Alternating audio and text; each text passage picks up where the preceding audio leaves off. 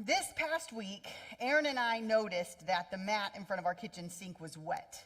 This is not an uncommon thing. We have young children. They spill a lot, so we just assumed that they spilled. We'd pick it up, we'd wipe it off, we'd put it back down, and a little bit later it would be wet again. And so we finally started to notice a pattern, and we looked a little bit more deeply and realized that our faucet has been leaking, and has been leaking for long enough that the water had seeped through the cabinet onto the LVP and through a crack in the LVP and onto maybe even the subfloor. So as we start figuring this out, we kind of start ripping up some boards and realize that there's a lot of stuff going on here.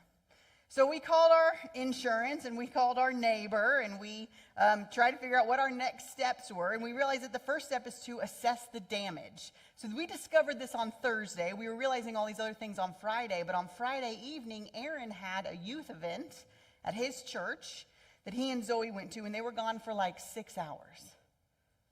So I'm home with this mystery of what is the extent of this damage.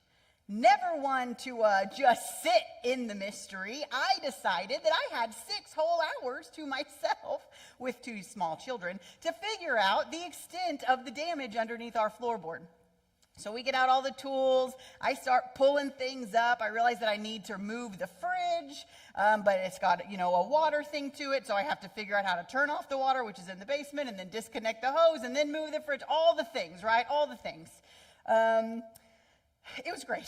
I just want you to know, no disasters happened. There was one point where I was like, Micah, if I fall off this stool, I need you to call 911. Do you know how to do that? And he was like, I think so. But doing this with 2 small children, Micah, my 6-year-old, was incredibly attentive. He sat right next to me. He asked me the names of tools. He asked me what I was doing and why. If I said, can you hand me this, he would. He held the flashlight for me. He was right up in there. He even, got some tools himself to help try to pry some of those floorboards loose. He was doing a great job of helping Mommy. And then at one point, Maggie, my 3-year-old, goes, I want to help Mommy too. And I look over and she's got a hammer and she just whacks the door of our stainless steel refrigerator. Okay, so 2 different ways of imagining what it means to help Mom in this situation. We are coming to the end of the Jesus manifesto here. And I think Jesus' teachings are getting a little bit more difficult. Not more difficult to understand, but more difficult to enact, to follow through on. It seems like Jesus is winding his sermon down, and he really wants us to get it. He's taking out the fluff. He's making it cut and dry, like he's trying to be as clear and as precise as possible. You can almost feel the urgency. You can almost feel him going, I really need y'all to understand this. And he begins to lay out some opposites for us that Cheryl read earlier. There's a wide gate that leads to death and a narrow gate that leads to life. There are good trees that bear good fruit. There are bad trees that bear bad fruit. There are wolves in sheep's clothing. There are people who say, Lord, Lord, who will never enter the kingdom of heaven. This does not sound like good news. It sounds ominous and foreboding. False prophets, ravenous wolves. This is terrifying. And I always found it interesting that Jesus chose this paragraph about false prophets to come just a few verses after he tells us not to judge. Because it kind of seems like we should be judging. Like if we've got false prophets roaming around that are dressed up like sheep but are actually wolves, I feel like I should maybe be judging that. But John Bowley's Sunday school class from last Sunday got me thinking about judging, about how when we judge, we're basically attempting to evaluate someone's life. We get to say how valuable they are. We get to determine their worth based on our own judgment. But Jesus tells us that nobody gets to determine the value of another person's life except the Lord. For any of us who have ever been on the other side of somebody's judgment, this is good news. that only God gets to judge a person's ultimate value. Only God gets to determine your worth. And that's why we're not supposed to judge. But then Jesus goes into these verses about false prophets. And look again at what he says if you've got your Bibles in front of you. He says, you will know them by their fruit. So here's what I'm thinking. I think we don't judge people. That's God's job.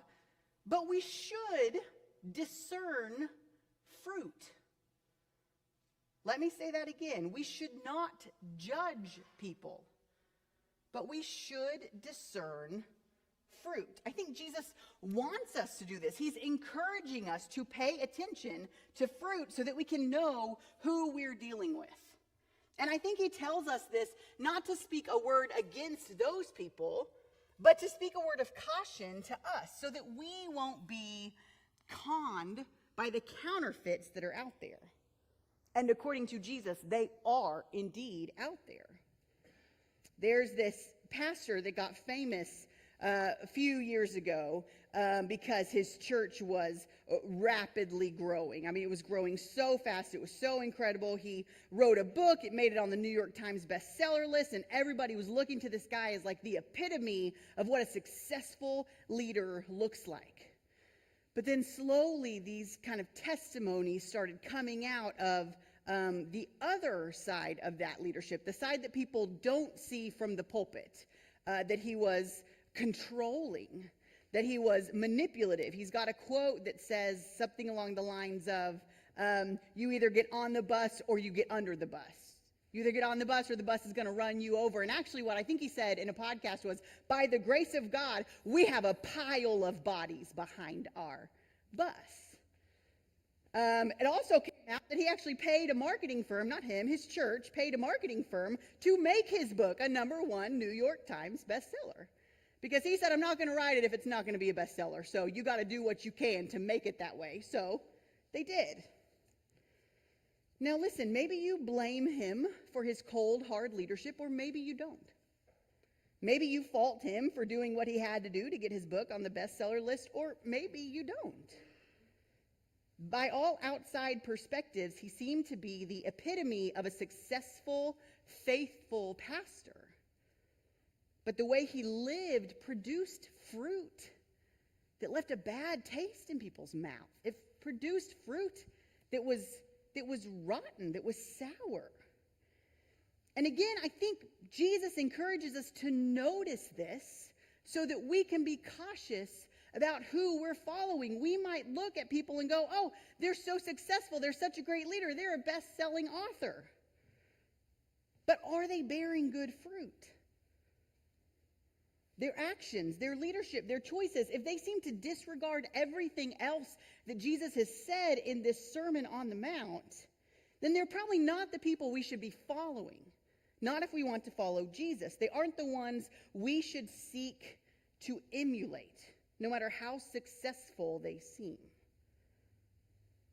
You will know them by their fruits. It's a good lesson. We don't judge people, but we should discern fruit. We're going to come back to this in just a second. Because then Jesus takes us like a little bit deeper into this ominous tone, and he says this fun little verse that used to terrify me when I was growing up. Matthew 7:21. Not everyone who says to me, Lord, Lord, will enter the kingdom of heaven, but only the one who does the will of my Father who is in heaven. Many will say to me on that day, Lord, did we not prophesy in your name, and in your name drive out demons, and in your name perform many miracles? And then I will tell them plainly, I never knew you. Depart from me, you evil doers. I've told y'all about my Bible drill experience where I had to memorize Bible verses. This was one of them that we had to memorize. Not everyone who says to me, Lord, Lord, will enter the kingdom of heaven. And it kept me up at night. I was terrified by this. How then will we know? Even people who were casting out demons and prophesying his name, but he never knew them, then how can I know? If Jesus knows me, if any of us will get to enter the kingdom of heaven. It was the stuff of my nightmares. It was terrifying. But I read a little bit of a different take on it, and I think that it's not quite as terrifying as it used to be. The emphasis here is actually on a certain type of person, specifically the kind of person who claims to represent Christ without truly knowing him. I told you that story about Micah and Maggie. So now I want you to imagine that I have become super famous for ripping up floors and repairing them. Everybody knows how incredible Andrea Huffman is at all of this. And my name starts making it out in the world, and people want what I've got to offer because I'm so good at this. And then Micah and Maggie grow up, and they say, hey, that's our mom. We can do this too. Oh yeah, Andrea Huffman, she's our mom. So Micah says, here, let me help you the way my mom did. And he goes in and he starts talking about the different tools and the different methods and how you need to make sure you do this first and you need to pull this out. And he's probably going to do a good job. And then Maggie goes, here, let me help you the way I helped mom. And she takes a hammer and starts whacking your refrigerator apart. These are two very different things. She didn't ask me, like she was there, she saw me doing stuff, but she didn't listen to me or talk to me or ask me how to go about it or seek to emulate me. She just did whatever she wanted. Now listen, she's still my daughter. She can still claim my name, claim that she knows all about me and how I did stuff, but she doesn't actually know, not really, because she wasn't spending that time with me. I think this is what Jesus was talking about here. People who use his name, even his power, but they don't actually have a relationship with him. They're not motivated by him, by his love. They have some sort of ulterior motive for the things they do.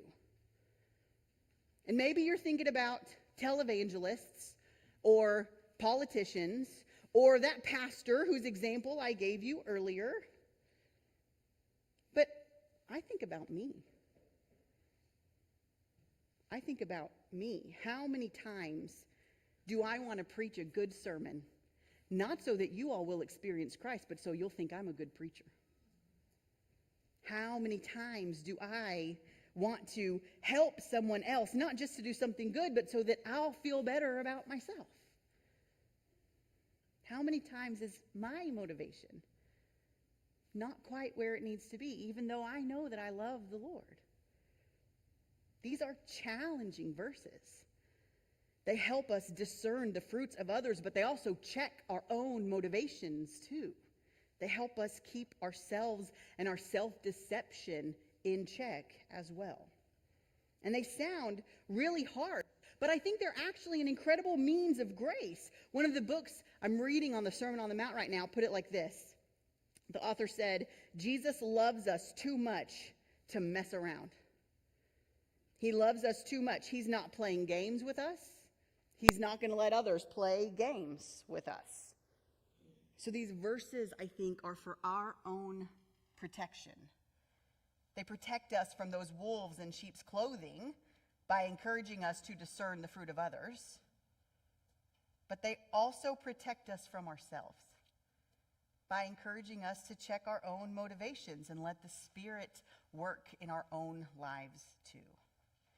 And in fact, that last sentence, the one that says, "Depart from me, you evildoers," that's actually a really bad translation, which makes me feel better because I don't like the idea of Jesus like pointing to people and being like, "Get away from me, you evildoer." That just doesn't sound like Jesus to me. This is what they actually say. "I never knew you.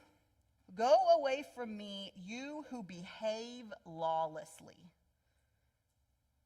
You who behave lawlessly, meaning your behavior, the works that you are doing, they are not based on what God wants. It's not God's will for you or for others or for the world. It's your own will. It's what you want. You do what you want when you want to for your purposes. It's lawlessness. Listen to the scary verse again. "Not everyone who says to me, 'Lord, Lord,' will enter the kingdom of heaven, but only the one who does the will of my Father who is in heaven." Doing the will of the Father. There it is. That's our key. We need the action, we need the doing, but we also need the intention. That we aren't doing these things for our own benefit, but for the sake of God's love, for God's will. So y'all, this is a hard teaching.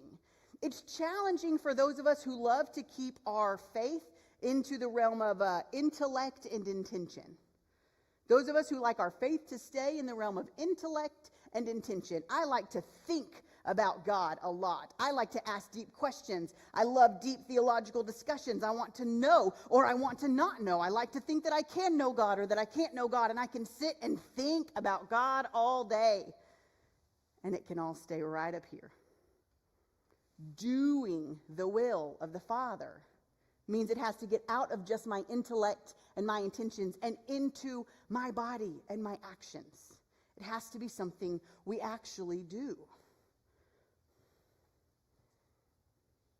But it's also a challenge for those of us who like to do good things, but for our own purposes. Now, I hesitate to even say this because it's hard.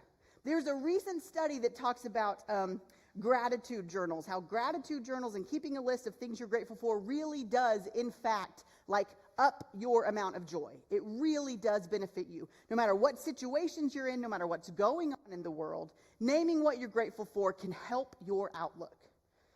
But this recent study says that in addition to that, something that ups your joy even more is contributing. When you contribute to the world around you, when you have something to offer, when you have something to give. So this one psychologist said that he suggests people keep a gratitude journal and a contribution journal. Name 3 things that you did today for someone. Name 3 things that you did for your society to better the world. And y'all, that is a good thing. That is good advice. But if all I'm doing is contributing to others to make myself feel better, right? If all I'm doing is contributing to the world for my own selfish purposes as opposed to spread the love of God, my motivations still aren't quite there. I'm not doing anything bad or wrong, but it's just slightly off from what Jesus is saying here, and that's hard. Which takes me to the title of the sermon. Can you see it printed in your worship guide? The struggle is real. The struggle is real. The way of Jesus is not the easy way to live. It's the narrow gate, the one that's harder to enter through. It's the one where intention matters and action matters, where we need both. It's the way of life that decenters me and what I want and what I've decided about this or that or him or her.